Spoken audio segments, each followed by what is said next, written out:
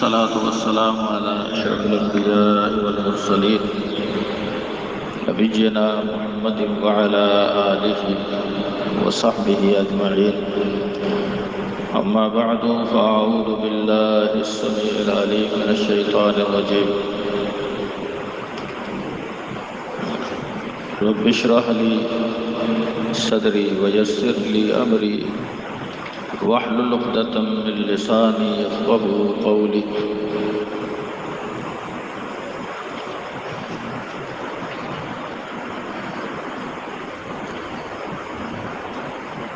کل شفاعت کے موضوع پر جو بات ہو رہی تھی اسی سے متعلق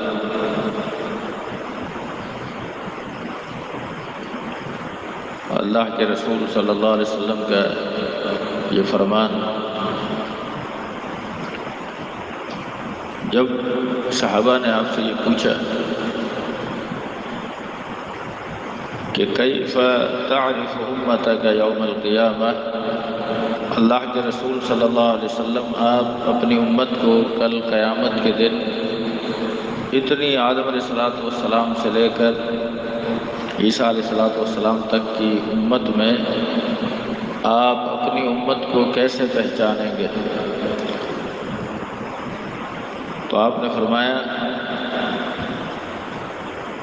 کہ مجھے بتاؤ، اگر کسی کے پاس ایسے گھوڑے ہوں جن گھوڑوں کا چہرہ بھی سفید ہو اور چاروں پاؤں بھی سفید ہو، وہ کسی ایسے گھوڑے میں مل جائے جو سب کے سب کالے رنگ کے ہوں، سیاہ ہو، تو کیا جس مالک کے گھوڑے کے چہرے اور ٹانگیں سفید ہیں وہ اپنے گھوڑوں کو پہچاننے کے اندر اسے کوئی پریشانی ہوگی؟ فرمایا کہ نہیں۔ فرمایا ان امتی یاتون یوم القیامہ، میری امت قیامت کے دن آئے گی تو اس کے یہ اعضائے وضو جو ہیں، ہاتھ بھی، پاؤں بھی اور چہرہ بھی چمک رہا ہو۔ ان امتی یاتون یوم القیامہ غرا محجلین من آثار الوضو، آثار وضو کے سبب یہ اعضاء روشن ہوں۔ تو فرمایا کہ ایک ایسا منظر بھی سامنے آئے گا کہ انا فرتکم علی الحوض، میں حوض کوثر پر تمہارا میر منزل ہوں گا، تم سے پہلے پہنچا ہوا ہوں گا، اور جب میری امت آئے گی تو فرمایا کہ جب میں دیکھوں گا کہ وہ میرے قریب آ رہے ہیں تو اچانک میرے اور ان کے درمیان ایک فاصلہ آ جائے گا، ایک رکاوٹ حائل کر دی جائے گی۔ میں کہوں گا کہ انہیں آنے دو، مجھے بتایا جائے گا کہ انک لا تدری ما احدثوا بعدک، اے پیغمبر آپ کو نہیں معلوم کہ انہوں نے آپ کے بعد دین کے اندر کئی چیزیں دین کے نام پر دین میں شامل کی، عرف میں اسے بدعت کہا جاتا ہے، اور بدعت کی تعریف یہ ہے، اس کی ڈیفینیشن یہ ہے کہ وہ عمل جو اللہ کے رسول صلی اللہ علیہ وسلم کے دور میں نہ ہو اور اسے دین اور ثواب سمجھ کر کیا جائے، وہ بدعت ہے۔ ام المومنین عائشہ رضی اللہ تعالی عنہ کی روایت صحیح مسلم میں ہے، آپ فرماتی ہیں کہ جو بدعت ہے یہ ایک ایسا عمل ہے جو شریعت کی نگاہ میں مردود ہے۔ بدعت کبھی بھی قابل تعریف عمل نہیں رہا۔ اللہ کے نبی صلی اللہ علیہ وسلم کو جب بتایا جائے گا کہ انہوں نے آپ کے بعد دین کے اندر دین کے نام پر اس طرح کی زیادتی کی، تو آپ فرمائیں گے سحقت سحقت لمن غیر بعدی، انہیں دور کر دو میری نظروں سے جنہوں نے میرے دین کو بدل دیا۔ اس لیے دین کے نام پر ہر اس چیز کا معیار یہ ہے کہ وہ معاملہ، وہ چیز، وہ عمل اللہ کے نبی صلی اللہ علیہ وسلم سے ثابت ہو۔ انسان مسلمان ہونے کی حیثیت سے اسی چیز کا مکلف ہے، اسے اسی کا پابند رہنا چاہیے۔ بعض دفعہ یہ نہیں دیکھا جاتا، بعض دفعہ عمل بہت چھوٹا سا ہے لیکن چونکہ شرعاً ثابت ہے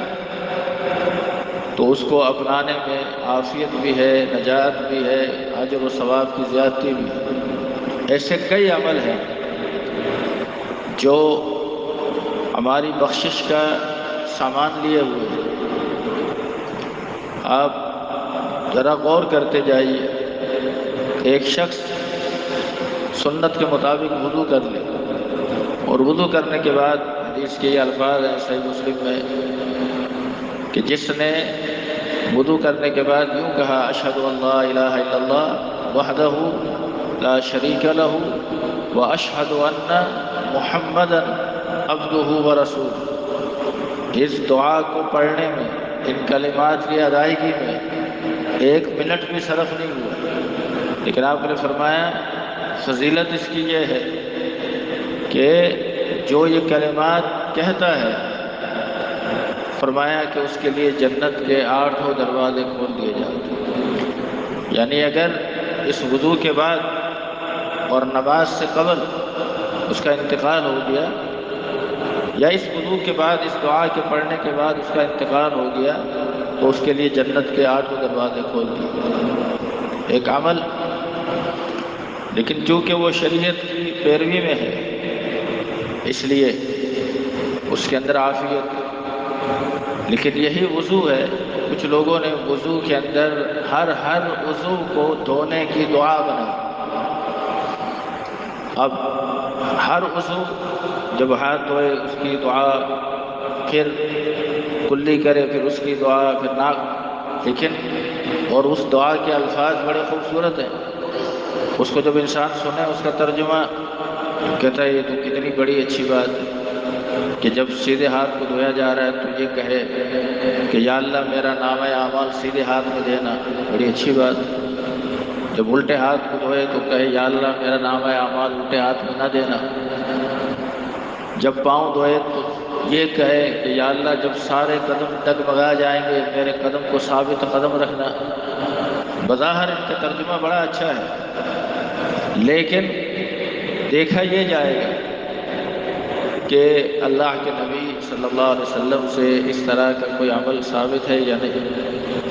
وضو کے بعد آپ نماز کی طرف آئیں، آپ نے فرض نماز ادا کی، نماز کی ادائیگی کے بعد حدیث میں آتا ہے کہ من قرأ آیت الکرسی دبر کل صلاۃ مکتوبہ، جس نے ہر فرض نماز کے بعد آیت الکرسی پڑھی، اللہ لا الہ الا هو الحی القیوم، یہ پوری ایک آیت ہے۔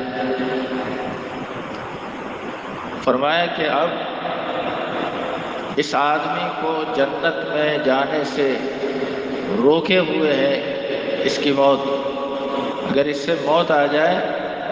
تو فرمایا کہ اللہ تعالیٰ اسے جنت عطا فرما دے۔ رات کو سونے کا مرحلہ آیا، سوتے وقت کے اذکار کیا آپ نے۔ بعض روایت میں ہے کہ کل سورہ کافرون پڑھ کر اگر جو سوئے، اور آپ میں سے اکثر لوگوں کو یاد ہوگی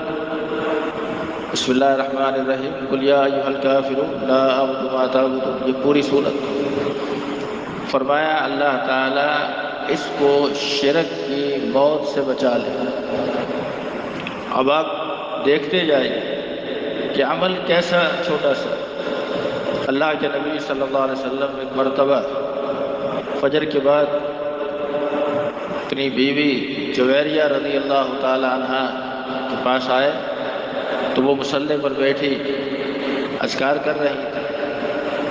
اللہ کے رسول صلی اللہ علیہ وسلم پھر چلے گئے، پھر آپ دوبارہ تشریف لائے،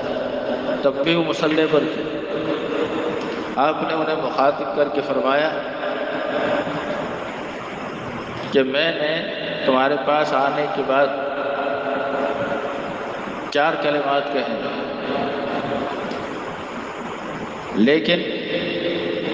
اگر اس کا ثواب دیکھا جائے تو اس کا ثواب جو تم اتنی دیر سے اذکار کر رہی ہو اس پر بھاری۔ سبحان اللہ و بحمدہ عدد خلقہ ورضا نفسہ وزینۃ عرشہ ومداد کلمات۔ بتانا یہ تھا کہ مسنون اعمال کے اندر اس کے کرنے میں عافیت ہے، تو ہر اس عمل کو چیک کیا جائے کہ جو میں کر رہا ہوں یہ شرعاً ثابت ہے یا نہیں۔ جو احداث فی الدین ہے، یعنی عائشہ رضی اللہ تعالیٰ عنہ کی جو روایت تھی کہ من احدث فی امرنا ھذا، جس نے ہمارے اس دین میں احداث کیا، کوئی نئی چیز نکالی، فہو رد، تو وہ مردود ہے، اسے کرنے کی کوئی ضرورت نہیں۔ اور اگر کوئی شخص کسی ایسے عمل میں مبتلا ہو جائے